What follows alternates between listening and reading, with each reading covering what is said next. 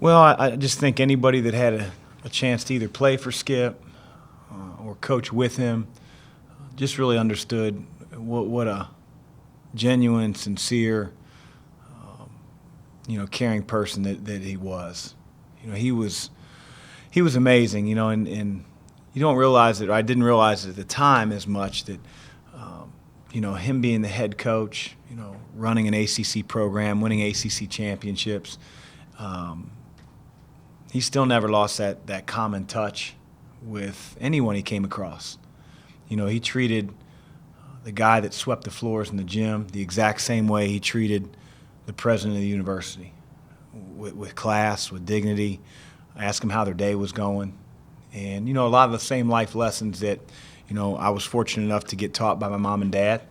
But to see somebody in the role that Skip had really showed me that as you climb the ladder, so to speak, that doesn't mean that you act any differently or become different. That more than any of the X's and O's or any of the other things that he taught me, I just saw that day to day. And it made me, as I got into this position, it made me want to be a better coach and a better boss for the guys that work for me, because I always felt like a camaraderie with the coaching staffs that I was on with Skip. And you always keep that connection. I always have that connection with Mark Schmidt, with Jeff Battle, with Dino Gaudio, with Pat Kelsey. And I think it all stemmed from Skip's approach. Probably one I couldn't share. But I have a lot of great memories from Skip. He could be demanding in a way that wasn't demeaning. I was this naive assistant coach. He had finally given me the opportunity to recruit underclassmen, and there was a kid that I probably didn't know about as well as I should have that ended up committing to an ACC school really, really early. And he sort of brought me in in a very, very subtle way, asked me what I thought about the top 50 kids in North Carolina as freshmen and sophomores. And, I sort of gave him a few names, but certainly not as many as I should have.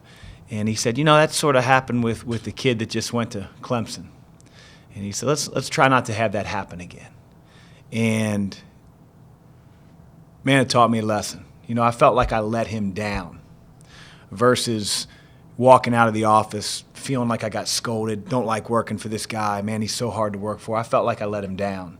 And he just had a way about him that brought out the best in you, but you really enjoyed working for him and with him. Yeah, I try to put myself in their shoes. And, Skip died in 2007. A lot of these guys didn't even watch him coach. They were in junior high. And, for me to just go out there and let's play the game, and obviously it's very personal to me because I coached under Skip. I played for him. He was an assistant coach. I watched his teams. But that doesn't mean anything to Quentin. And I just wanted those guys to understand, number one, why we play the series, who Skip Prosser was, what he stood for. And I tried to do that as best I could. And, it still comes down to being able to concentrate on what Wake Forest brings to the table. But I think giving them a good perspective on who Skip was important. And that's why I did it yesterday.